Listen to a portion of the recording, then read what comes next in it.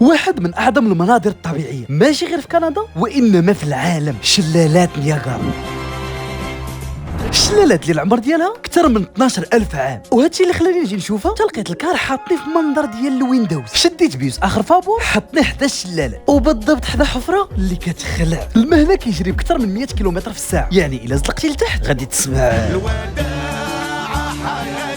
داكشي علاش دايرين لك ممنوع تطلع. وهنا نيت فين عزيز عليا نطلع نصور الماما باش ندير لها شويه الحماس اللي باقي غيزيد، حيت غندخل في هذا الباطو لوسط الشلال. وسط الشلال ايوا شنو باقي كنتسناو؟ خديت التيكي ديالي والميكا اللي كيعطيو باش نتخشى فيها ونتخبى من الماء. جا الباطو ديالنا وبدينا الرحله بشلالات نياجرا الجهه الامريكيه، حيت كاين هذا الجسر اللي كيجمع ميريكان وكندا. الشلالات اللي في ميريكان عاديين صراحه، ديال كندا هما المعروفين وفيهم واحد الرهبه غريبه ملي كتبدا تقرب ليهم، والريح تما كيكون غيطيرك. الصراحه بلي هادشي ما بقاش كيضحك، بشويه بشويه حتى لقيت بلي راه دخلنا وسط الشلال.